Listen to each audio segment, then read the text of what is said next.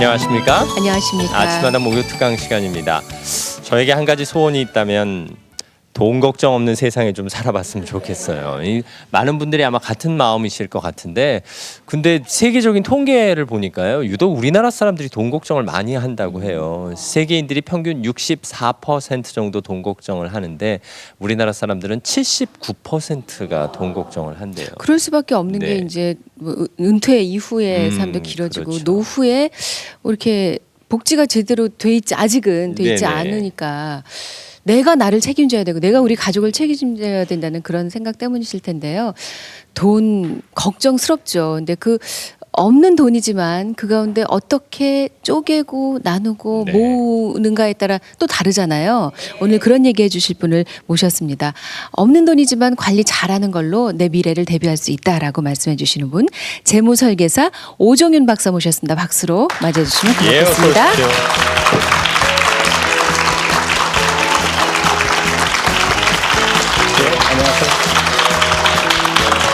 예, 나와주셔서 감사합니다. 아유, 아주 환한 넥타이가 눈에 확 들어옵니다. 네, 감사합니다. 그리고 웃을 때 아주 입을 멋있게 벌리시네요. 네, 아니, 정말 눈에 확 들어오죠. 네, 감사합니다. 첫인상이 참 중요하잖아요. 네. 네, 감사합니다. 오늘 아침마당 나오시면서 어떤 마음으로 나오셨어요? 제 인생의 꿈 중에 하나가 아침마당 출연해서 강의를 하는 거였었는데요.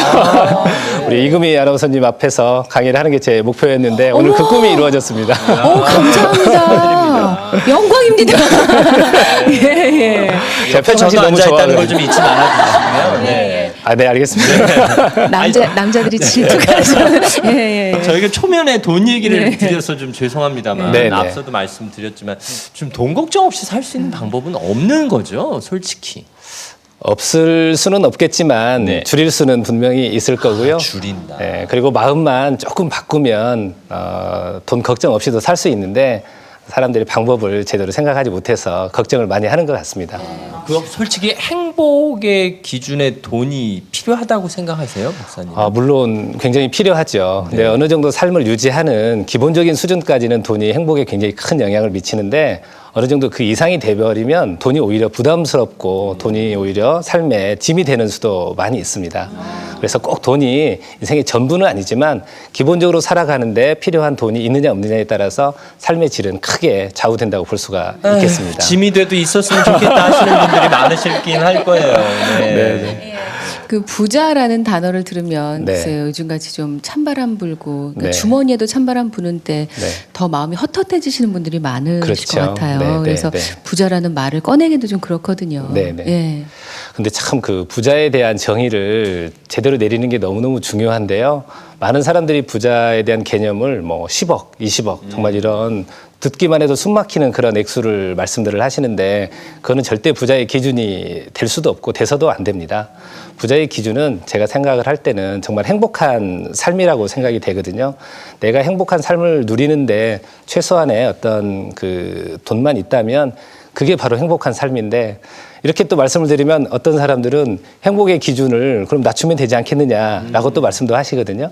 근데 실제로 얼마나 그렇게 또 기준을 낮출 수 있을까요? 근데 제가 평상시 많은 행복한 삶을 부자로 삶을 사는 사람들에 대해서 이렇게 강의도 하고 상담도 해보면 그렇게 많이 노력하지 않아도 합리적인 소비 통제와 적절한 자산 관리를 통해서 충분히 행복한 삶을 누리는 사람들이 참 많습니다. 아마 제 생각할 때 여러분들도 다 그렇게 되실 수 있을 거라고 생각합니다. 말씀하시는 걸 들으니까 결국 돈에 대한 미련을 버려야 된다는 얘기 같은데요. 이게 첫사랑에 대한 미련은 버릴 수 있어도 우리가 돈에 대한 미련은 잘 안 버려지거든요. 보통. 그런 말씀을 하시고. 네. 근데 이제 재무설계사를 오랫동안 일하셨으니까요. 네, 네. 최하 죄송합니다. 연봉 어느 정도인 분부터 또 최고 어느 정도인 분까지 이렇게 그렇죠. 한번 상담을 해보시면서 이 돈에 대한 어떤 감각 같은 것도 달라지셨을 것 같아서요. 저는 정말 그 대학생부터 해서 자산이 뭐 1,000억 이상인 분까지도 다양한 분들을 저는 그 상담을 해보았는데요. 그런 사람이 있어요? 네.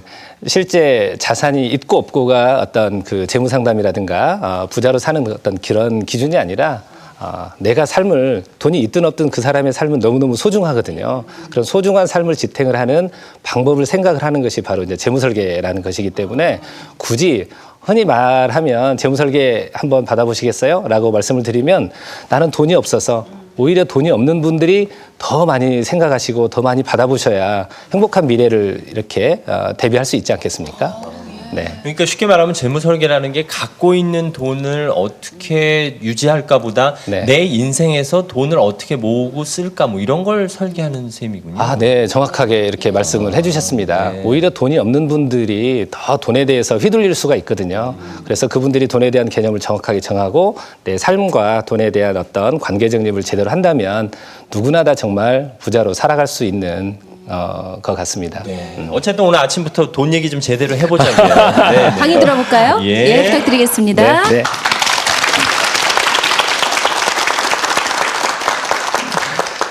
안녕하세요.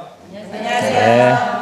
여러분 요즘에 참 돈 관리하기, 인생 살기 이렇게 팍팍하시죠? 네. 근데 제가 돈 관리하기 힘드시죠?라고 했더니 어떤 분은 제발 관리할 돈이라도 좀 있었으면 좋겠다. 그 정도로 요즘에 우리들이 살아가는 환경이 녹록지 않은 것 같습니다. 그래서 잠깐 우리들이 살아가는 경제 환경에 대해서 말씀을 한번 드리고 싶은데요. 예전 같으면 주식의 변화라든가 아니면 뭐 금리라든가 환율 이런 것들이 예측 가능한 범위에 있었을 것 같다라고 생각들을 하시잖아요. 근데 요즘에는 보면 주가가 하루에 10%, 뭐 심지어는 5포인트, 100포인트까지 이렇게 왔다 갔다 하는 그런 환경 속에 여러분들이 살고 계십니다. 예전에 같으면 미국이 기침을 하면 우리나라는 독감에 걸린다 이런 말 들어보셨죠? 그런데 요즘에는 미국뿐만이 아니라 우리가 신화 속에나 듣던 그리스나 아니면 이태리 이런 나라들이 재정이 납부되는데 우리 자산이 지금 감소하고 있는 거예요. 여러분들 그런 것들 때문에 더 힘드시죠? 네. 그런데 실제 그런 그 경제의 주가의 변동은 최근에만 있었던 일들이 아니라 옛날에도 계속 있어 왔습니다. 단지 지금이 조금 힘들다고 이렇게 느껴질 뿐이거든요. 그리고 물론 앞으로도 그렇게 계속해서 그 경제 환경이 변화될 겁니다. 이런 것들은 지금 전 세계 우리나라의 경제가 단지 우리나라에만 국한되는 게 아니라 미국하고도 FTA 지금 하려고 하죠. 칠레하고도 했고 또 앞으로 EU하고도 또 뭐 일본하고도 중국하고도 한마디로 이제는 옆집에 사는 사람 옆집에 불이 나면 우리 집까지 불똥이 튀듯이 다른 먼 나라에 있는 곳에서도 어떤 위험한 상황이 발생을 하면 우리나라까지도 영향을 미치는 지구촌이라는 말이 실감나게 되는 것 같습니다. 이런 변동이라는 부분들이 아마 힘들게만 느껴지겠지만 이런 변화를 잘 활용을 한다면 오히려 더 큰 기회로 만들 수도 있을 거거든요. 이따 본 강의에서도 그런 부분에 대해서 자세하게 말씀을 드리도록 하겠습니다. 그리고 예전에는 부동산을 사놓기만 하면 오른다고 생각을 하셨잖아요. 요즘에는 어떤가요? 그렇지는 않죠. 오히려 뭐 마치 내리기만 하는 것도 같잖아요. 그래서 도대체 부동산을 지금 사야 되는지 팔아야 되는지 어떻게 해야 되는지 너무너무 강하게 긍정을 해주셔서 실제로 우리들이 살아가는 환경이 옛날처럼 일정한 그 흐름을 가지고 가는 게 아니라 이렇게 변화무쌍해서 힘들게만 합니다. 또 그리고 예전에는 주식을 하면 손해를 보니까 펀드를 하면 돈이 된다라는 말을 들어보셨죠? 네. 그래서 펀드를 한번 했더니 어떻게 됐었어요? 펀드에서 돈 좀 보셨어요? 정말 오히려 펀드가 나를 펀하게 해준 게 아니라 펑 하고 치는 그런 아픔만 주지 않았나 하는 생각이 됩니다. 그래서 오늘 어떤 이런 그 경제의 불확실성, 변동이 심한 그런 상황에서 어떻게 하면 그 자산 관리를 잘 하는지에 대해서도 같이 생각을 해보겠고요. 어떤 그 주부에 이런 말이 있다고 신문에서 제가 본 적이 있었는데요. 내 남편의 월급 봉투와 애들의 성적표만 오르지 않고 나머지는 다 올라서 내 삶이 너무너무 팍팍하다라는 말을 실감하시나요? 네. 다 그러신가 봐요. 그래서 요즘에 물가가 심상치 않게 우리들의 삶을 이렇게 괴롭히고 있습니다. 근데 물가가 올라간다는 것은 꼭 나쁜 요인만 있는 건 아니거든요. 긍정적인 효과도 분명히 있고 물가가 오르지 않으면 디플레이션이 되면 오히려 우리 삶이 더 핍박해질 수도 있습니다. 그런 환경을 어떻게 잘 극복하는지에 대해서 생각을 해보겠고요. 또 요즘에 우리나라 사람들이 제일 걱정이 많은 부분이 바로 노후 준비라고 하잖아요. 심지어는 어떤 분들은 노후 폭탄이라는 말을 쓰면서 너무 걱정스럽게 하는데 사실 인류의 꿈은 무병 장수였지요. 그랬는데 지금 무병장수가 우리 앞에 왔어요.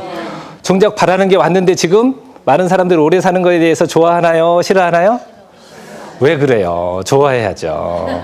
그래서 우리가 어떻게 하면 이런 긴 노후도 생각을 조금만 바꾸고 방법을 조금만 바꾸면 훨씬 더 행복하게 살 수가 있거든요.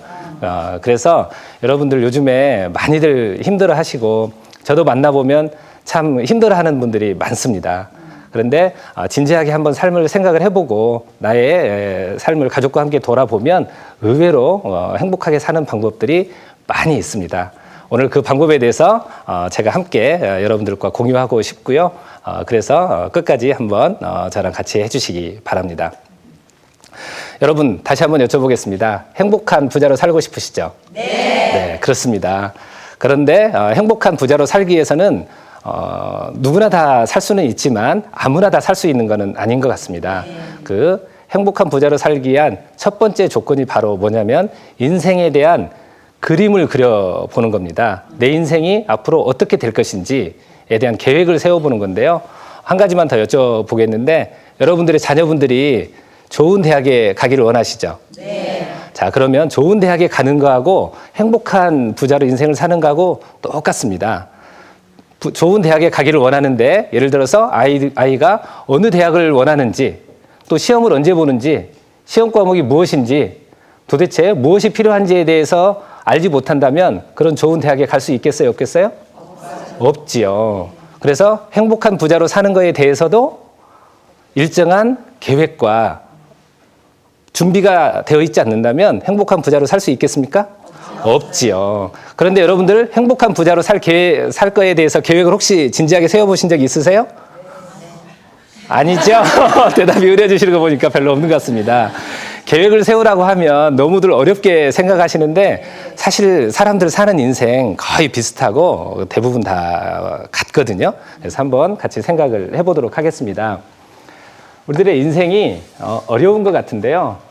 태어나서 교육받고 취직하고 결혼하고 집 사고 또 뭐 자녀들 낳아서 교육시키고 은퇴하고 뭐 이런 식으로 하다가 언젠가 사망을 하는 거거든요. 그런 인생들에 대해서 어렵지 않게 나를 중심으로 한번 세워보시기 바랍니다. 예를 든다면 45세인 남편을 기준으로 예를 한번 들어보겠는데요. 남편이 45세이면 보통 부인은 41살이죠. 예전에 4살 차이는 궁합도 안 본다고 그래가지고 4살에 결혼을 많이 하셨잖아요. 그리고 그 정도 되면 옛날 사람들이 보통 한 30살 정도에 결혼을 했으니까 큰아이는 한 15살, 중학교 2학년 정도 되겠죠. 근데 그 중학교 2학년 하나만 낳으려다가 나중에 마음이 달라져가지고 하나 낳으면 조금 늦게 낳잖아요. 그래서 이제 9살이기도 하고 아니면 13살이기도 하는데 저의 경우에는 9살입니다. 그래서 9살짜리 그 딸하고 15살짜리 아들하고 또 그리고 41살 아내 그리고 이제 제가 45 이렇게 있는데요. 제 사례를 들어서 당황하시나요? 그런데 제 인생이 앞으로 어떻게 될지에 대해서 저뿐만이 아니라 모든 사람들의 인생이 똑같은데요. 다음에 우리 아이는 열심히 공부를 해서 어디를 진학을 하게 되죠? 대학을 진학을 하게 됩니다. 대학을 진학을 하게 되면 뭐가 필요하죠? 등록금이 필요하게 됩니다. 그리고 대학을 진학을 할 때 내 나이가 지금 아이가 15살이면 20살이면 5년 후 그러면 제 나이 쉬운에 아이가 대학을 진학을 하게 되겠죠. 재수를 안 한다면. 그리고 딸아이가 11살, 9살이니까 11년 후에 즉 내 나이 56세가 되면 대학을 들어가게 될 겁니다. 근데 우리나라 요즘 그 근로자들이 보통 몇 세 정년 퇴직을 하시는지 아시나요? 정확하게 말씀을 하셨습니다. 53세에 평균적으로 은퇴를 한다고 합니다. 근데 53세에 은퇴를 하고 나면 내 딸아이나 내 아이가 지금 아직 어디에 다니고 있죠? 대학에 다니고 있잖아요. 지금은 어떻게 해서 내가 벌은 돈으로 대학 자금들을 준비를 하겠지만 만약에 내가 대학 자금을 준비해 놓지 못한다면 요즘에 우리가 신문에서 보는 정말 그 어려운 일들이 나한테도 이렇게 닥칠 수 있지 않겠어요? 네. 그래서 한 번만 따라 하겠습니다. 숫자는 거짓말을 하지 않는다. 만약에 내가 지금 내 아이의 대학 등록금을 지금부터 5만 원이든 10만 원이든 저축이나 투자를 하지 않는다면 아이가 대학 갈 때는 결국 대학 자금이 없습니다. 절대 하늘에서 뚝 떨어지지 않습니다. 그래서 흔히들 로또를 사기도 하는데 로또를 사고 나서 당첨되신 경험이 혹시 있으시나요? 없습니다. 그런 확률이 거의 그 0%에 가깝거든요. 그리고 그 다음에 좀 더 지난 다음에 아이들이 결혼을 하게 되겠죠.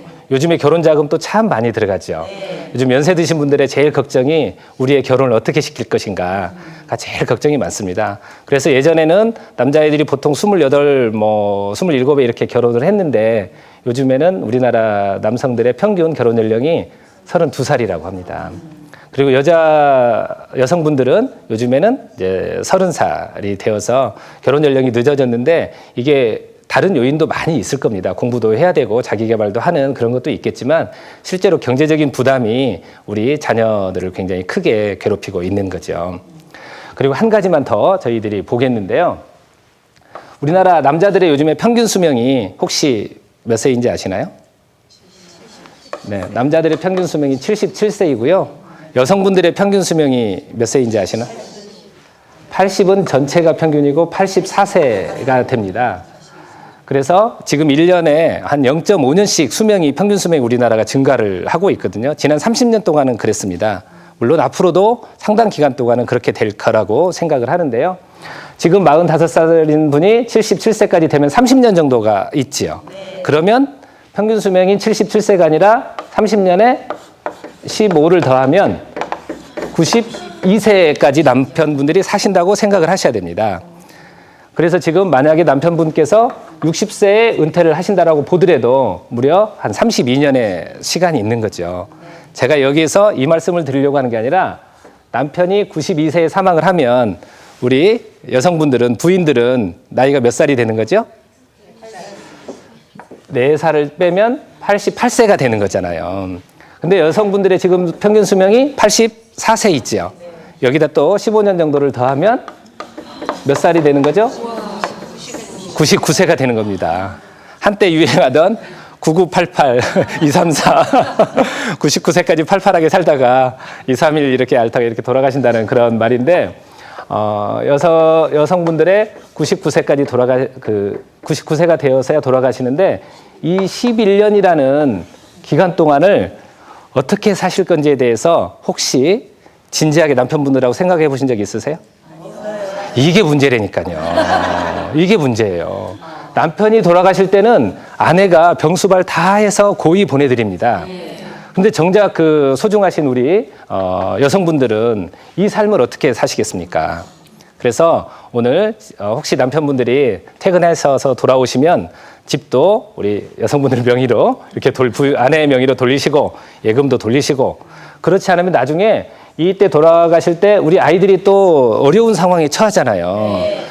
물론 자녀 교육을 잘 시켜서 가지고 그렇지 않으시겠지만 부모님이 돌아가실 때 자산을 가지고 엄마와 자식들 간에 미묘한 그 신경전이라는 게 있거든요. 그래서 그런 생각을 아예 없애도록 지금부터, 그리고 모든 연금보험은 여성 이름으로. 박수 한번 안 치세요? 실제 이게 단순하게 제가 꼭 여성 편을 들어서가 아니라 정말 지금이야 이렇게 다들 그 젊고 예쁘고 아름다우신 그런 모습을 가지고 계시지만, 그래서 옆에 있는 혹시 옆집에 있는 분들이 꼬시려고도 생각하실지 모르지만 이때 88세 되셔서는 아무도 꼬시려고 생각하지 않습니다. 그래서 스스로 준비하지 못하면 정말 힘든 삶을 사실 수도 있거든요.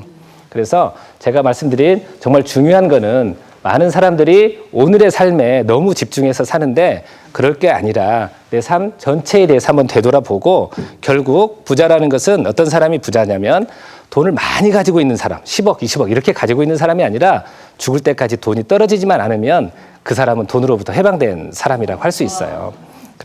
그래서 부자로 살아가는 가장 중요한 방법은 먼저 인생 설계를 하는 것이다 라고 할 수가 있습니다. 아시겠습니까? 네. 그리고 두 번째로는 60대 이후에 자산을 어떻게 관리해야 할까라는 질문들을 저에게 참 많이 하세요. 그러면 어떤 분들은 저 1,000만 원 있으면 어디에다 투자해야 돼요? 1억 있으면 어떻게 투자해야 돼요? 이렇게 말씀들을 하시는데 그렇게 해서는 사실 정답이 없습니다. 여러분들께서 만약에 예금을 그 돈 뭐 1,000만 원이든 2,000만 원이든 이렇게 가지시고 은행에 가서 어디에다 예금하면 좋아요라고 물어봤을 때 이 예금으로 말씀드릴 것 같으면 하면 그분한테는 절대 하지 마세요. 돈이라는 것은 내 인생하고 뗄래야 뗄 수 없는 소중한 관계에 있거든요. 그래서 이 돈이 단순한 수익률이라든가 불어나는 이거에 초점을 맞출 게 아니라 내 삶을 얼마나 풍요롭게 해주느냐에 대한 그 초점을 맞추셔야 됩니다. 그래서 혹시 이렇게 질문하신 분들이 계실 수 있어요. 아, 그 돈을 어디에 사용하실 계획이세요? 라고 물어보시는 분은 기본적으로 조금은 그 의식이 있으신 분입니다. 그런 분한테 조금 더 한번 질문을 뭐를 더 들어야 되냐면 혹시 다른 자산은 또 없으시나요? 예를 들면 우리가 포트폴리오라고 자산 배분이라는 얘기를 많이 들어보셨잖아요.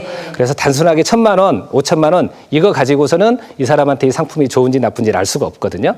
그래서 그렇게 질문을 하시는 분한테 상담을 진행을 하시면 실수를 할 확률이 더 적은데요. 제가 구체적으로 60세 이후에 자산관리 방법에 대해서 말씀을 드리고자 하는데 굉장히 중요합니다. 60세 이후의 자산관리 방법에 대해서는 60세 이후의 특징에 대해서 명확하게 알고 그에 대해서 대비를 하실 수 있어야 됩니다. 자, 한번 같이 생각을 해보세요. 60세 이후에는 직장을 그만둘 가능성이 더 높다. 그렇습니다. 직장을 그만둘 가능성이 높기 때문에 소득이 중단될 가능성이 높습니다. 그래서 제일 좋은 방법은 일을 할 수 있도록 자기 개발을 하는 것이 제일 좋은데 만약에 그게 여의치 않을 수도 있지 않습니까? 그래서 소득이 발생할 수 있도록 뭔가를 만들어 놓는 게 굉장히 중요합니다. 그리고 두 번째 특징으로는 이런 말씀을 드려서 어떨지 모르지만 도대체 내가 언제 죽을지를 모르는 거예요. 내가 언제 사망을 할지를 모르기 때문에 자칫 잘못하면 극단적인 경우를 많이 봐요, 우리들이. 돈을 내가 가지고 있는 돈을 얼마만큼 어떻게 써야만이 내가 죽을 때까지 쓸 수 있는지 만약에 이 돈이 없어지면 내 인생이 전부가 날아가서 내 삶이 너무너무 비참해져 버릴 것 같으니까 돈에 대해서 극단적으로 아끼거나 아니면 사람들을 기피하는 현상을 볼 수 있는데 제가 예전에 은행에 근무하던 시절에 89세 되신 할아버지가 한 분이 계셨는데 이분은 예금을 한 10억 정도 하시고 계셨어요.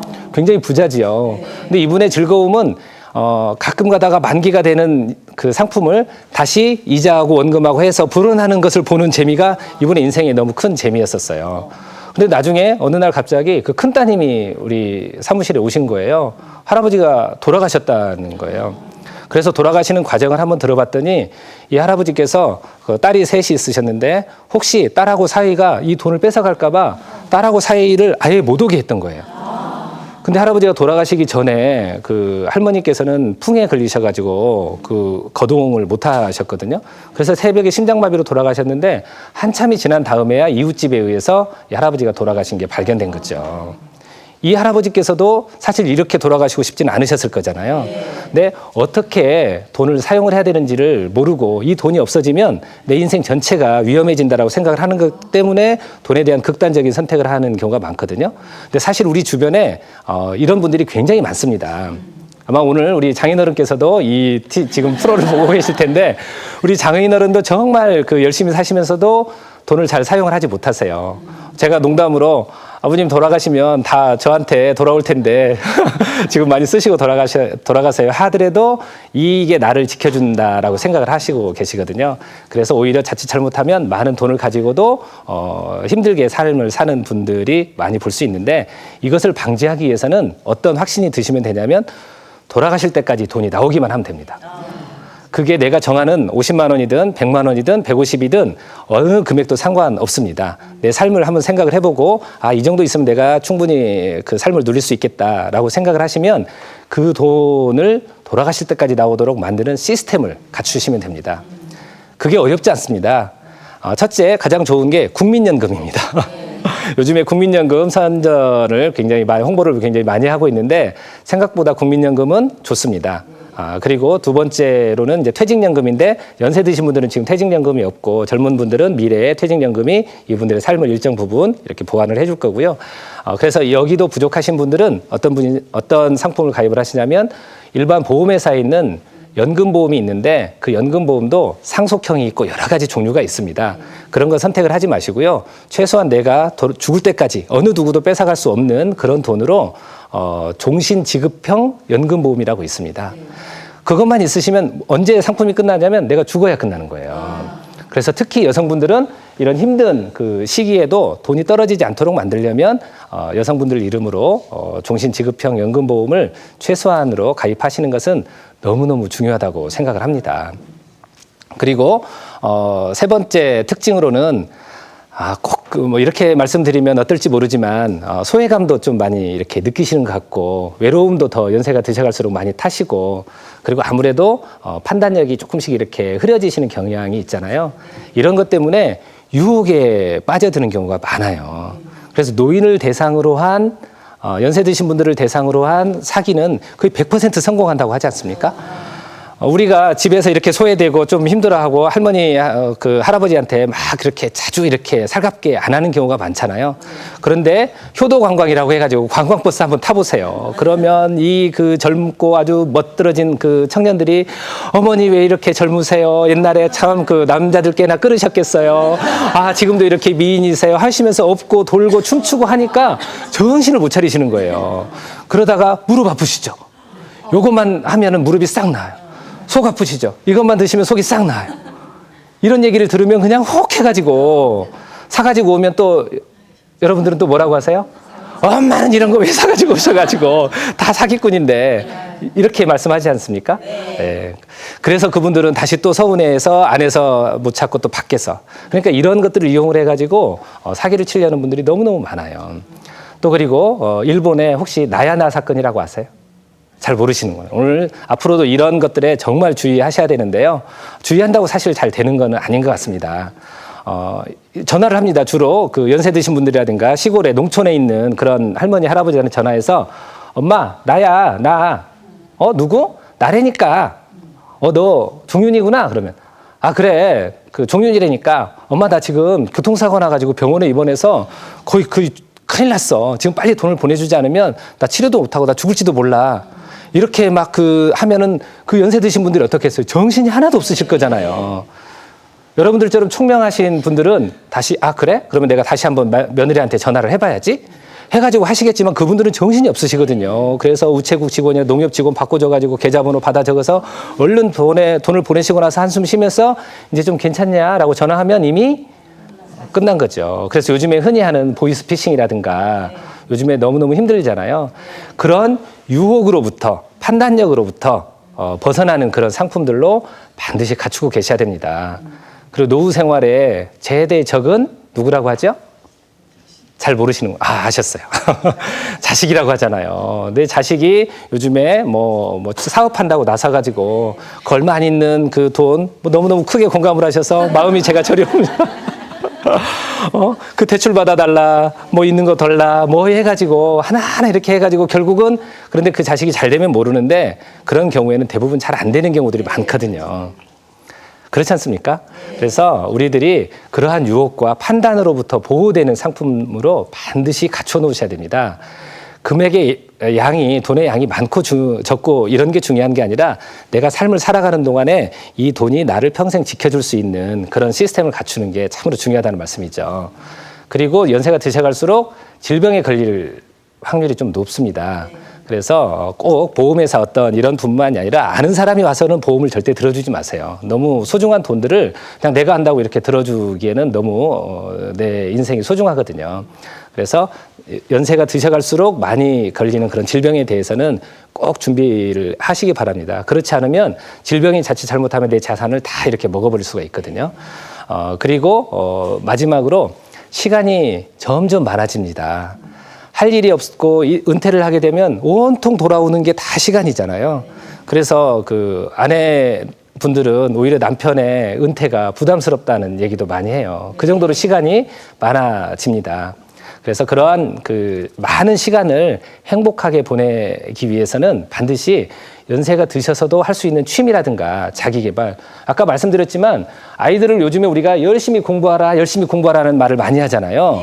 우리 15살, 9살, 10살 애들한테 니네들의 미래가 창창하니까 공부를 열심히 하고 행복한 삶을 살아야 된다. 그렇게 주장을 하시면서 희생을 하시잖아요. 그런데 정작 내 인생도 돌아보니까 나이 50이면 앞으로 50년 남았고 40이어도 40년 남았고 자칫 잘못하면 요즘에 120세 설이 굉장히 강하게 대두되고 있는데 60세셔도 앞으로 60년이 남아 있을 수 있는 거예요. 그래서 지금 공부해도 늦지 않고 하고 싶었던 것을 준비하셔도 절대로 늦지 않습니다. 그래서 혈기왕성하게 한번 준비를 하셔서 행복한 삶을 누리시기 바랍니다. 60세 이후의 특징에 대해서 제가 말씀드렸는데 좀 공감이 되세요? 네. 그래서 결국 60세 이후에는 자산을 불리거나 막 이런 무리한 투자를 하시는 게 아니라 지키는 것이 제일 중요하다. 그때 한번 자칫 잘못해서 잃어버리면 인생 전체가 송두리째 날아가 버릴 수도 있습니다. 꼭 명심하시기를 바랍니다. 그리고 요즘에 우리나라 사람들의 가장 큰 부담이 부동산입니다. 도대체 부동산이 앞으로 어떻게 될까? 우리 이금희 아나운서님도 관심이 많으시죠? 아니요, 전 가진 게 없어가지고 그쪽은 잘 모르기도 하고 그냥 나오신 전문가들께서 늘 얘기하시는 걸 들어보면 더 이상 부동산에 기대서는 안 된다 그런 말씀 많이 하셨잖아요. 네. 그래서 부동산에 대한 것이 사실 우리 삶을 지금 굉장히 힘들게 하고 있는데요. 인구 구조표를 보면서 잠깐 한번 같이 보도록 하겠습니다. 부동산을 이렇게 생각을 하시면서 인구 구조표를 보지 않고 막연하게 오를 거야 내릴 거야 이렇게 하시면 절대로 되지 않습니다. 부동산, 즉 우리 아파트에는 사람이 사나요? 짐승이 사나요? 너무 쉬운 것만 질문하죠. 사람이 삽니다. 사람이 살기 때문에 사람의 숫자가 부동산 가격을 결정하는데 정말로 중요한 요소가 됩니다. 특히나 집을 처음 사는 사람들이 나이가 60세 이상이 집을 처음 많이 사시나요? 30대 초중반이 집을 많이 사시나요? 30대 초중반이 집을 많이 사거든요. 그래서 30대 초중반의 사람들의 그 숫자가 어떻게 되는지가 굉장히 중요한데 지금부터 예를 든다면 1970년대에는 집을 살려고 하는 사람들도 없고 위에 있는 분들도 없어서 집 문제가 그렇게 크지는 않았습니다. 근데 이때 태어나신 베이비 부머 55년에서 63년생이신 분들이 결혼을 하면서 우리나라 집값이 큰 폭으로 증가를 했거든요. 가격이 폭등을 했습니다. 왜냐하면 1년에 그때 태어나신 분들이 80만, 90만, 100만 명씩 태어났거든요. 그래서 한 해에 40만, 50만 쌍이 태어나는 거예요. 그러니까 우리나라 전국적으로 주택의 그 수요량이 1년에 40만, 50만. 또 그리고 옛날에 가난해서 못 사셨던 분들까지 집을 사시려고 하니까 1년에 막 50만, 60만 채가 필요해서. 근데 집이라는 게 집 나와라 뚝딱 한다고 해서 나오나요? 안 나오잖아요. 그래서 시간이 걸리니까 그 시간이 걸리는 기간 동안에 수요와 공급이 잘 일치하지 않아서 집값이 막 크게 올랐어요. 그런데 이게 최근에 보면 집값이 많이 안 올랐잖아요. 이게 뭐에 영향을 두고 있냐면 경제 환경도 있겠지만 지금 베이비 부모 세대들이 은퇴를 하면서 집을 40평대에서 50평대로 늘려가야 되는데 지금까지는 20평대에서 30평, 30평에서 40평 이렇게 늘려왔는데 40평에서 50평으로 늘리려고 하니까 돈이 없고 자기가 은퇴를 하는 거예요. 그래서 이제는 더 이상 집을 늘리지 않음으로 인해 가지고 집값이 특히 대형 평수의 가격이 옛날보다 오히려 크게 하락을 한 그런 것을 볼 수 있는데 제가 또 한번 여쭤보겠습니다. 지금 5층짜리 재건축을 한다고 합니다. 그러면 그것은 호재인가요? 악재인가요? 요즘에는 호재입니다. 왜냐하면 5층짜리를 내가 집을 헐면 몇 층짜리가 나오는 거죠? 30층, 40층짜리 아파트가 나오잖아요. 무려 6배, 7배 아니면 심지어는 막 10배까지도 숫자가 늘어납니다. 그래서 내 헌집을 하나를 주면 새 집을 나한테 주고도 그 건설회사가 이익을 볼 수가 있고 아직은 그래도 인구들이 여기에 있는 분들이 아직은 그 은퇴를 하지 않았기 때문에 집을 필요로 하시는 분들이 많습니다. 그런데 지금부터 한 20년 정도, 한 2030년 정도 되면 1990년대에 지어졌던 아파트들은 보통 몇 층이죠? 20층 이렇게 되어 있지 않습니까? 20층짜리 아파트들이 보통 한 30년, 40년 되면 노후화돼서 재건축을 하거나 리모델링을 해야 되거든요. 근데 재건축을 하려면 내 돈을 가지고 하지 않으면 남의 돈을 가지고 해야 되는데 남의 돈을 가지고 하려면 20층짜리가 40층, 60층 이렇게 돼야 되는데 그때 가서 재건축을 하려고 하면 인구가 어떻게 돼 있어요? 30살 되는 사람들이 이렇게 줄어들어 있잖아요. 30대들이 줄어들어 있기 때문에 그 집을 채워줄 만한 사람들의 숫자가 현저하게 부족한 거예요. 그렇기 때문에 그때 가서 재건축을 한다라는 것은 참으로 쉽다, 어렵다? 어려울 겁니다. 그러면 재건축을 하지 않으면 리모델링이라는 것을 또 해야 되는데요. 리모델링이라는 것은 누구 돈으로 하는 거죠? 내 돈으로 해야 됩니다. 요즘에 우리 베이비부머 세대들의 금융자산 현황이 사실 굉장히 적습니다. 지금 우리나라 가계자산의 80%가 부동산이고 20%가 금융자산이거든요. 그래서 지금도 거의 돈이 없어요. 더군다나 이제 일자리를 놓으셨어요. 앞으로 있는 거 어떻게 나누어서 또 일하면서 쓰셔도 한 20년 쓰시면 거의 다 없어질 가능성이 많습니다. 그런데 그때 내 돈을 가지고 리모델링을 혹시 할 수 있을까요? 쉽지 않습니다. 그래서 이제는 더 이상 집에 대해서 너무 미련 이렇게 갖지 않으셨으면 좋겠습니다. 집에 대한 그 미련을 너무너무 많이 가지고 있다가 보면 결국은 삶이 이렇게 피폐해져 버리는데 그래서 집 한 채 가지고 있는 분들의 사례를 한번 제가 들어보겠습니다. 어떻게 하면 이분이 행복하게 사는지. 첫째, 집 한 채만 가지고 내 지금 삶을 살고 있다. 그러면 이 집이 앞으로 나의 인생을 보장해주지 않는다는 걸 방금 들으셨죠? 네. 그래서 이 집의 규모를 나의 규모에 맞게 반절로 줄이시기 바랍니다. 그 돈이 자산 가격이 5천만 원이든 1억이든 2억이든 5억이든 10억이든 관계없습니다. 그 정도 자산을 가지고 있으면 만약에 1억을 가지고 계시면 5천만 원짜리 집으로 옮기셔서 5천만 원 가지고 아까 종신지급형 연금보험으로 이렇게 하시라고 그랬죠. 그러니까 죽을 때까지 최소한의 돈은 유지를 하셔야 되니까. 그리고도 좀 일을 더 하시면서 삶을 유지를 하신다면 훨씬 더 삶이 윤택해질 수가 있고요. 또 10억짜리 집이어도 마찬가지입니다. 10억을 가지고 있으면서 어렵게 사시는 분들 참 많아요. 저는 사무실이 강남에 있는데 강남에 있는 분들 소위 말하면 부동산 이런 표현이 방송 용어로 적절할지 모르겠는데요. 거지라고 부동산 그로 인해서 가난한 하우스푸어라는 얘기들을 많이 하잖아요. 그분들이 그런 분들입니다. 실제로 5천 원짜리 밥 한 끼를 잘 못 사 드세요. 왜냐하면 10억짜리 집에 살려면 생활비가 많이 들거든요. 주변에 있는 사람들하고 연계해서 살아야 되니까 차도 좋은 차 타야 되죠. 옷도 좋은 옷 입어야 되죠. 남들 앞에서는 이렇게 있는 척 해야 되지만 속으로 들어가 보면 없는 분들이 너무너무 많아요. 그래서 그런 것으로부터 벗어나서 자산을 중심으로 해서가 아니라 나를 중심으로 해서 삶을 생각을 하신다면 이 10억이라는 돈이 집을 유지하는 데 들어가는 게 아니라 내 삶을 유지하는 대로. 그래서 5억짜리 집에 살고 5억 가지고 삶을 누리시면은요, 정말 풍부한 삶을 사실 수가 있습니다. 2억짜리 집을 가지고 2억짜리 집에서 근근히 사시는, 예를 들면 그런 분들은 1억짜리 집을 사시고 1억 가지고 삶을 누리시면 충분히 전보다 행복한 삶을 누리실 수가 있으세요. 또 두 번째의 경우에는 집에 대출이 있는 분이 있습니다.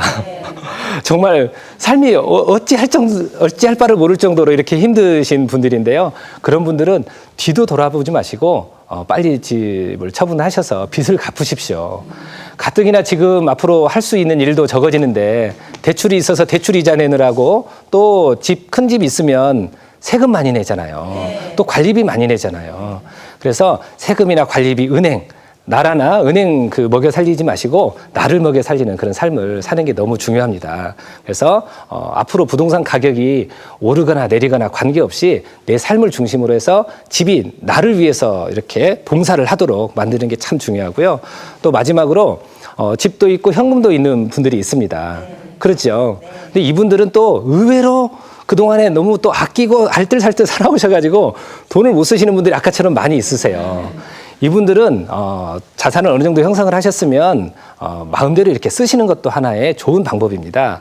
만약에 자녀분들이 우리 엄마 아버지 예를 들어서 자산이 어느 정도 있는데도 막 어렵게 사시는 모습을 보면 부자 되고 싶은 생각이 없을 수도 있잖아요. 그래서 자녀분들을 위해서라도 자산이 나를 위해서 사용되도록 이렇게 활용을 하시기 바라고요.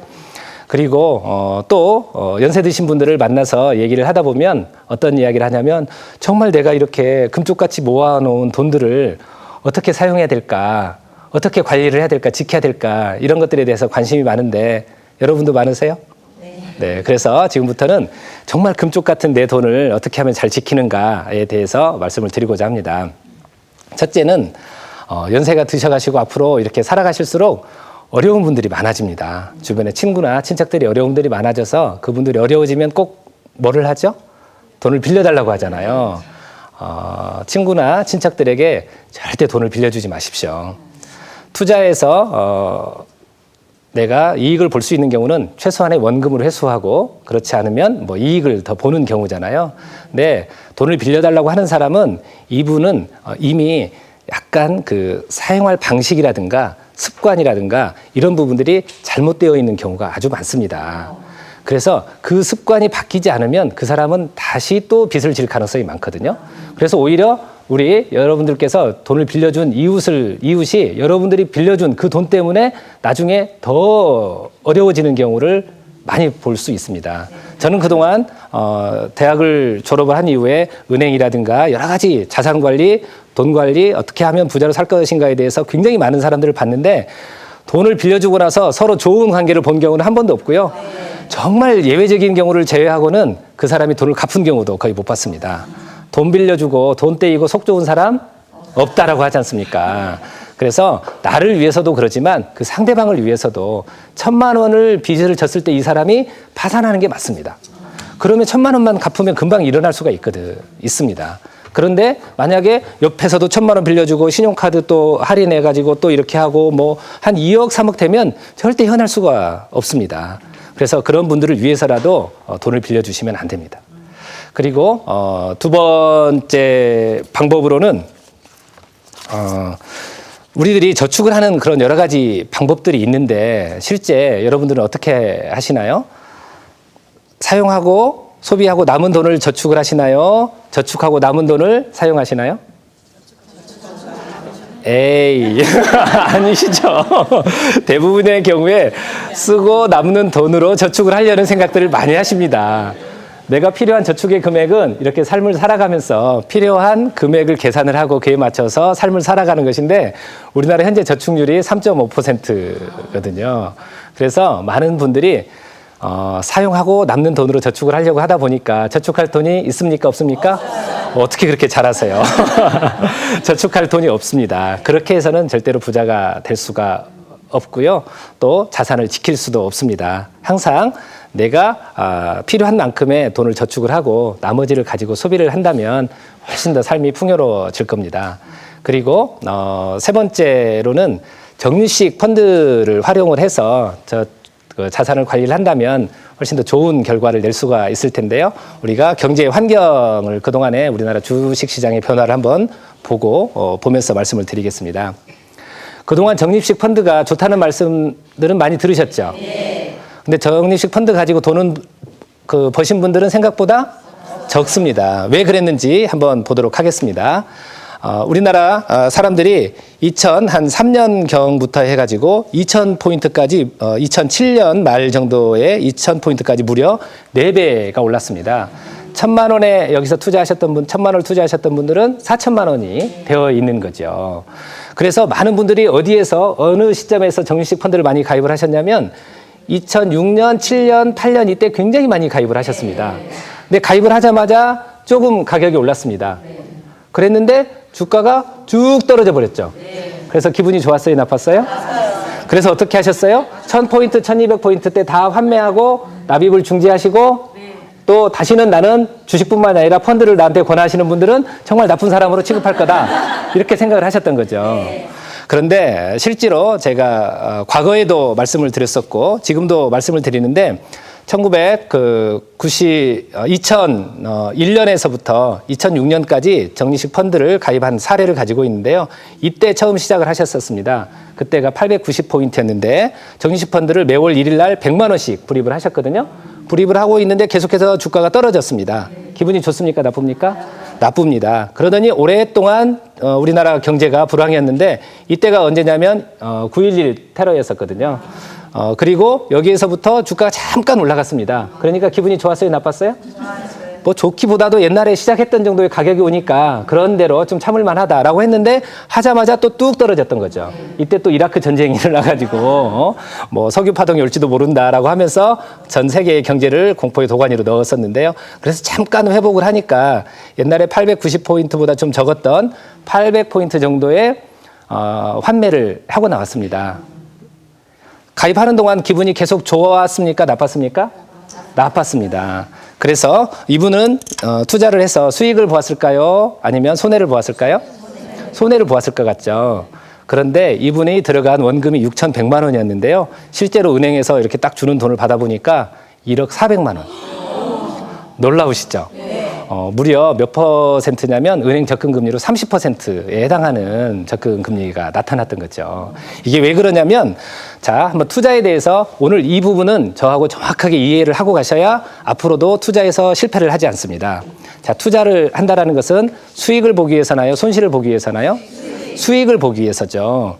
그러면 수익을 보려면 싼 가격에 사서 비싸게 팔아야 되나요? 비싼 가격에 사서 싸게 팔아야 되나요? 그렇습니다. 싼 가격에 사서 비싸게 팔아야 되는데 주가가 900원이었다가 700원으로 떨어지면 싸졌습니까? 비싸졌습니까? 자, 700원 하다 다시 500원 왔습니다. 싸졌습니까? 비싸졌습니까? 자, 그러면 다시 한번 여쭤보겠습니다. 주가가 떨어지면 내가 불입을 하고 있는데 떨어지면 기분이 좋습니까? 나쁩니까? 다시 한번 여쭤보겠습니다. 물건을 싸게 사고 싶습니까? 비싸게 사고 싶습니까? 싸게 사고 싶으시잖아요. 주가가 떨어지고 아까 제가 요즘처럼 경기가 불황이고 정말 그 등락이 심하고 사람들을 공포로 넣을 때가 가격이 쌀 때라는 거죠.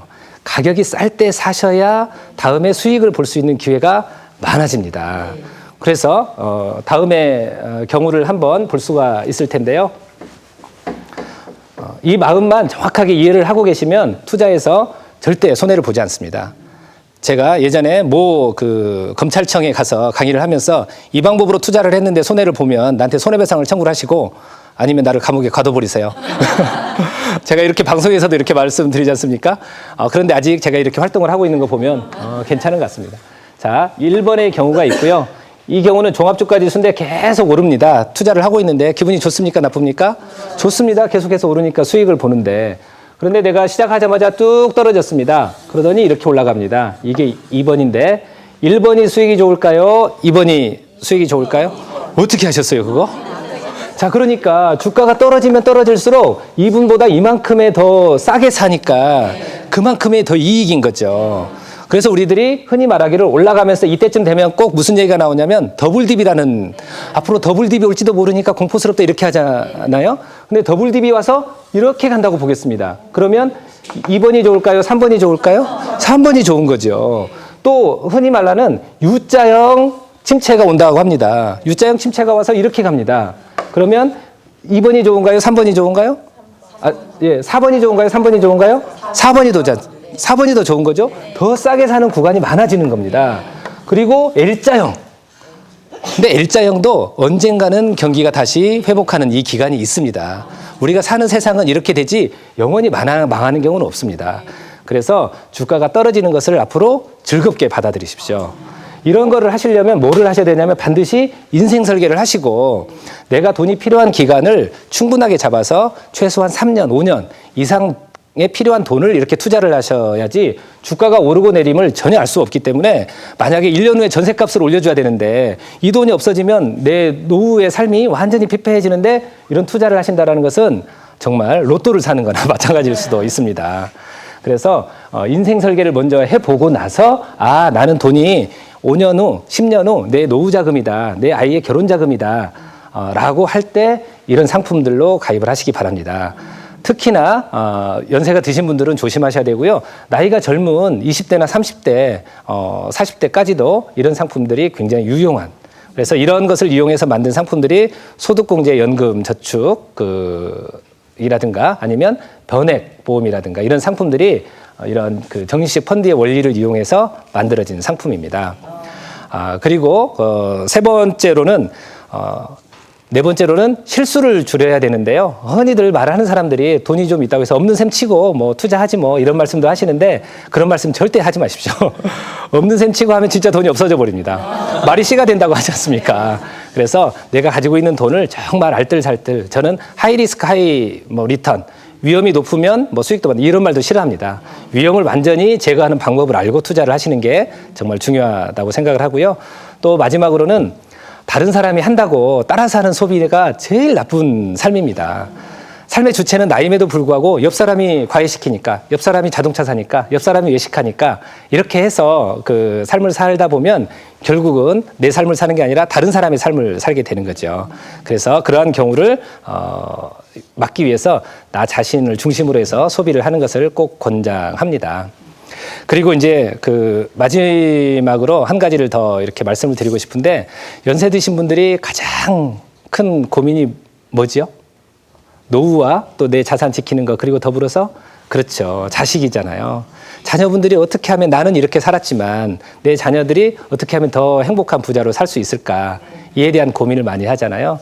그런데 혹시 우리 조금 어느 정도 경제적으로 여유가 있으신 분들이 자녀분들이 좋은 곳에 취직을 하면 무엇을 사주시죠? 차를 사주잖아요.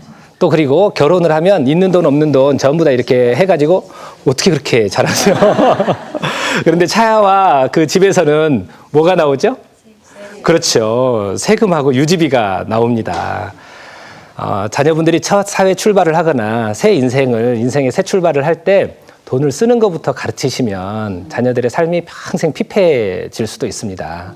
그래서 무엇부터 가르쳐 주셔야 되냐면 자산을 모으는 즐거움, 자산이 모아졌을 때 얼마나 더 행복하게 살 수 있는지 자녀분들을 아끼면 아낄수록 그러한 것을 가르쳐 주시는 게 좋습니다. 여러분은 혹시 저축이라는 게 뭐라고 생각하시나요? 다 한번 따라서 하겠습니다. 나는 소비한다, 고로 존재한다. 반대로 하면 소비하지 못하면 죽는다는 얘기죠. 근데 저축의 정의는 뭐냐면 내일의 소비를 위해서 오늘을 희생하는 행위를 저축이라고 합니다. 즉 저축은 내일의 삶인 거죠. 소비가 오늘의 삶이면 저축은 내일의 삶인 거거든요. 그래서 자녀분들이 오늘에만 사는 게 아니라 내일에도 삶을 살 수 있도록 해주시기 바랍니다. 혹시 휴지가 좀 있으시면 좀 준비해 주시기 바랍니다. 땀을 아까부터 네. 많이 흘리셔서 좀 더우신가 봐요. 그래서 자녀분들께서 행복한 삶을 살기를 바라신다면 제가 어떻게 살면 제대로 사는지에 대해서 한번 같이 표를 보면서 말씀을 드리도록 하겠습니다. 저기 그 인생의 전반적인 로드맵 있죠? 처음에 저축하고 하는 그 그래프를 좀 보여주시겠습니까? 네, 감사합니다. 자, 한번 여러분들께서는 어떤 삶을 선택하시겠습니까? 요즘에 우리나라 사람들이 처음에 중소기업이라든가 이런 데 취직을 하시게 되면 약 2,400만 원의 소득을 벌게 됩니다. 근데 2,400만 원을 이렇게 벌어서 쭉 이렇게 가는데 이분은 버는 대로 다 사용을 하고 30년이 지난 다음에 돈이 하나도 어떻게 되는 거죠? 없어져 버리는 거잖아요. 이런 삶을 사는 분들이 있고 내가 자녀에게 정말 잘 이렇게 설득을 해가지고 취직을 하자마자부터 50%를 소비를 하고 50%를 저축을 하는 그런 얘기를 했거든요.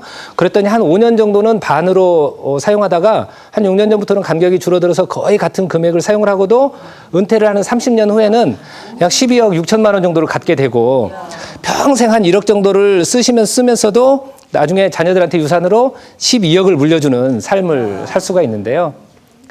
만약에 여러분들이라면 이 100%의 소비의 삶을 사시겠습니까? 50%의 삶을 사시겠습니까? 그렇죠. 이렇게만 살면 그 사람들이 내가 부모로부터 유산을 물려받았든 아니면 부모님이 나에게 자산을 하나도 주지 않았든 관계없이 누구나 다 부자로 살아갈 수가 있습니다. 실제 저는 현장에서 이런 경험을 굉장히 많이 하고 있는데요. 많은 사람들이 요즘에도 젊은 분들이 심지어는 제가 군대에 간 ROTC 이 친구들은 군인에 가서 월급을 한 120~30만 원 정도씩 받습니다. 물론 그냥 병으로 가신 분들에 비해서는 더 좋은 조건이겠지만 그래도 120만 원을 가지고 앞으로 어떤 삶을 살 거냐라는 그런 질문을 했을 때 그리고 이러한 방법을 제시를 했더니 무려 이 친구들이 100만 원 정도씩을 저축을 그래서 ROTC를 전역을 할 때 약 3,500만 원 정도의 평균적으로 군대 제대하고 나서 3,500만 원을 가지고 나온 자녀분들이 있다면 여러분들 든든하시겠어요? 네. 그렇습니다. 이런 삶을 사는 게 너무너무 중요합니다. 그래서 자녀분들이 처음에 삶을 살면서 흔히들 말합니다. 내가 힘들게 살았기 때문에 지금까지 공부를 열심히 해서 3개월만 나 돈을 좀 쓰게 해달라 라고 이렇게 하지 않습니까? 대부분 다? 그렇죠. 절대 용납을 해서는 안 됩니다. 처음 3개월을 그렇게 쓰다 보면 신용카드 한도도 차고 쓰는 게 소비가 이렇게 습관이 되어서 소비라는 것은 마치 바닷물과도 같습니다. 쓰면 쓸수록 갈증이 더 이렇게 심해지는 거죠. 그러지 않습니까? 네. 그 돈을 써서 그 자녀분들이 행복하다면 모르겠지만 절대 행복하지 않습니다. 오히려 내 미래의 삶이 더 행복하다고 느껴질 때 행복할 수 있을 거라고 느껴질 때 자녀분들의 삶은 훨씬 더 충만하게 됩니다. 그런데 요즘에 제가 여기서 이런 말씀들을 이렇게 드려서 어떨지는 잘 모르겠지만 참 복지 논쟁이 우리 온 나라를 지금 뒤엎고 있습니다. 복지라는 게 혹시 무엇인가요? 복지라는 것은 내가 필요한 돈을 내가 조달하느냐 아니면 다른 사람들에 의해서 조달을 받느냐 이런 게 정의거든요. 결국은 돈을 누가 대느냐, 필요한 돈을 누가 대느냐에 대한 문제인데 우리나라 저축률이 아까 몇 퍼센트라고 그랬었죠? 3.5%라고 했지 않습니까? 3.5%는 아까 숫자는 거짓말을 하지 않는다라고 말씀을 드렸고 저축은 미래의 삶이다. 저축을 하지 않는 삶은 미래의 삶이 없는 거다라고 이렇게 말씀을 드렸었는데 우리나라 전 국민이 지금 그러고 있다는 거예요. 나중에 우리나라 전 국민이 어떻게 다 전 국민을 복지로 해결을 할 수가 있겠습니까? 지금 우리 부모들이 제대로 준비하지 않는다면 우리 후대들에게 어마어마한 부담을 줄 수도 있습니다. 물론 지금 소외되고 어려운 분들을 위해서 우리들이 어떻게 복지의 방향을 정하고 이런 것은 너무너무 중요하지만 그보다 더 중요한 거는 지금 이렇게 멀쩡하게 살아가는 우리들이 그런 복지의 수혜의 대상이 되어서는 절대 안 된다라는 거죠. 만약에 그렇게 될 경우에는 우리들이 정말 그렇게 금쪽같이 아끼는 우리 자녀들이 엄청나게 불행한 삶을 살 수도 있어요. 복지라는 것은 결국 어디에서 하늘에서 떨어지는 게 아니라 우리나라에 있는 사람들끼리 서로 그 돈을 나누어 쓰는 그런 개념이거든요. 지금이야 그렇지만 앞으로 2030년, 40년 정도 되면 60세 이상의 인구가 전체 인구의 40% 이렇게 됩니다. 그럼 일하는 사람들이 한 30%밖에 안 되는데 연세 드신 분들이 우리들이 그 나이를 먹어서 스스로 준비하지 못하면 어떤 일이 있겠어요. 그래서 대국민 운동을 펼쳐야 됩니다. 저축을 하는 대국민 운동을 펼치고 내년에도 그 여러 선거들이 있는데 저축률이 낮은 사람들은 전부 다 낙선시키는 운동을 해야 됩니다. 저축을 해서 자기 자신을 돌보지 못한 분이 어떻게 국민들에게 먼저 나서서 솔선수범해서 희생을 강요할 수 있겠습니까? 그래서 저는 감히 정말 우리 후대들을 위해서 정말 말씀을 드리는데 저축을 하지 않는 사람은 어쩌면은 남의 주머니를 강탈하려는 강력한 의지를 내포하고 있다. 그래서 다른 사람으로부터 나중에 의존을 해서 사는 삶을 훨씬 더 남에게 도와주는 사람보다 불행하거든요. 그래서 우리들이 스스로를 준비하는 그런 삶을 살았으면 좋겠습니다. 그래서 지금까지 말씀드렸던 부분들을 제가 한번 쭉 요약을 해보고 싶은데요. 경제 환경은 항상 과거에도 이렇게 크게 변동을 했었고 지금도 변동을 하고 있고 앞으로도 변동을 할 겁니다. 그런데 그런 변동이라든가 이런 부분들이 우리들의 삶에 영향을 크게 미치지 않습니다. 내가 어떤 마음을 가지고 어떤 식으로 대처하느냐에 따라서 오히려 더 큰 기회가 될 수도 있다라는 것이죠. 그리고 부동산이 우리나라가 지금 절대적으로 사람들이 자산이 적지 않습니다. 부동산이라는 아주 좋은 자산들을 굉장히 많이 가지고 있습니다. 이 많이 가지고 있는 자산을 그냥 남에게 보이기 위한 과시적인 자산으로 사용을 할 게 아니라 우리들의 삶을 윤택하게 해주는 그런 측면으로 활용을 하신다면 훨씬 더 행복한 삶을 사실 수가 있을 겁니다. 그리고 60세 이후에는 절대 무리해서 투자하지 마십시오. 무리해서 투자하지 않으셔도 얼마든지 좋은 삶을 사실 수가 있습니다. 그리고 우리 자녀분들에 대한 어떤 그 교육에 대한 건데요. 교육이라는 게 사실 모범을 보이는 게 제일 좋은 건데요. 자녀들이 만약에 소비를 이렇게 하도록 자동차도 사주고 그 집도 사주고 후회하시는 분들이 요즘에 많습니다. 그러지 마시고 자녀분들을 정말 사랑을 하고 아끼고 평생 그리고 대대손손 어떤 그 부자 되는 방법을 이렇게 물려주고 싶으시다면 아까 말씀드렸던 50% 저축, 50% 소비, 즉 오늘과 더불어서 내일 또 행복한 삶을 살 수 있는 그런 방안을 마련을 하시는 것이 너무너무 중요하다고 생각을 합니다.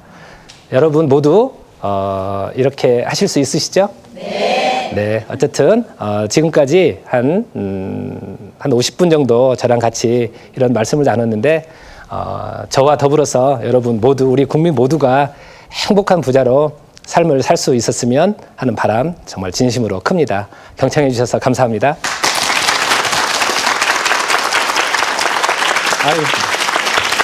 네, 감사합니다. 아유, 감사합니다. 아유, 땀을 뻘뻘 흘리시고. 네, 아유, 예. 이것이 좀 더웠던 모양입니다. 땀 좀 닦으세요. 네, 네, 네, 스튜디오에 조명이 많아서요. 네, 예. 이게 100여 개의 불빛이 지금 예. 되다 보니까 저희는 아, 좀 적응이 예. 돼서 괜찮은데 예. 아유, 죄송합니다. 예. 아닙니다. 날씨가 강- 좀 쌀쌀해서 예. 속에도 예. 하나를 더 입었더니 아, 네. 네. 따뜻하게 입길 잘하셨어요. 아, 근데 우리 어머님들도 이거는. 지금 내복 입으신 분들은 더우실 겁니다. 예, 아유, 네. 강의 아유, 잘 예. 들었습니다. 네. 뭐 물론 이제 말씀하신 대로 개인의 노력도 중요하겠지만 또 복지라는 것은 정부 차원에서 우리 모두의 삶을 윤택하게 하는 것이기 때문에 그것도 또 필요하다고 말씀하시는 분들도 많으니까요. 네, 네, 네, 예, 그 네. 점 한번 짚고 넘어가고 싶고요. 네, 네. 어쨌든 정부는 정부의 역할을 하고 우리 자신은 우리의 역할을 네. 해야 되는 얘기는 지당하신데요.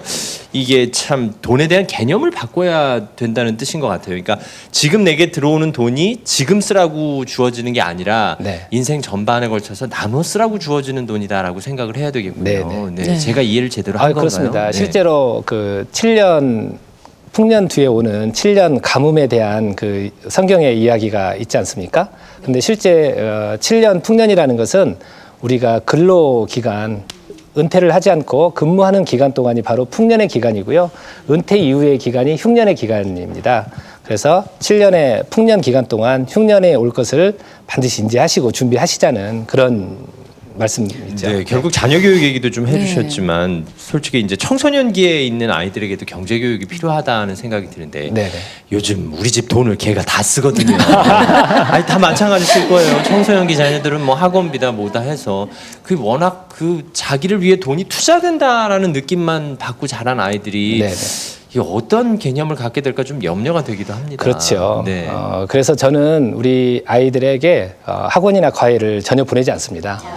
그렇다고 해서 공부를 못하게 하는 건 아니고요. 엄청 공부를 많이 시키는데 사회에 나와서 보면 과외해주는 선생님이 안 계시더라고요. 그래서 아이가 결국 헤쳐나가는 게 중요한데 지금 자녀 교육에 올인하다가 결국 돈이 필요한 유치원을 제외하고는 초등학교, 중학교, 고등학교는 거의 돈이 들어가지 않지 않습니까?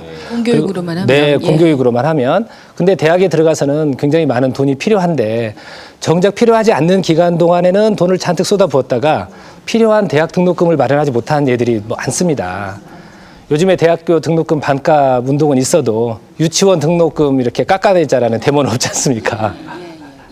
아, 알겠습니다. 그러니까 길게 내다보고 오늘 말씀해 주신 그런 예. 요점들을 좀 마음에 좀 잘 두셔야 될것 나눠서 같습니다. 쓰자 뭐 이런 뜻이죠. 네네. 재무설계사 오종윤 박사였습니다. 네, 감사합니다. 감사합니다. 감사합니다. 선물 소개해드리겠습니다. 친환경 구정마루에서 백화점 상품권 준비해 주셨습니다. 금성출판사 푸르넷 공부방에서 백화점 상품권, 친환경 도자기 젠에서 백화점 상품권, NS 홈쇼핑에서 백화점 상품권 준비해 주셨습니다. 내일은 금요일 생생 토크로 준비하고 있습니다. 아이 키우다 보면 신기한 것이 엄마 아빠 좋은 점만 닮았으면 좋겠는데 꼭 나쁜 점을 꼭 닮더라고요.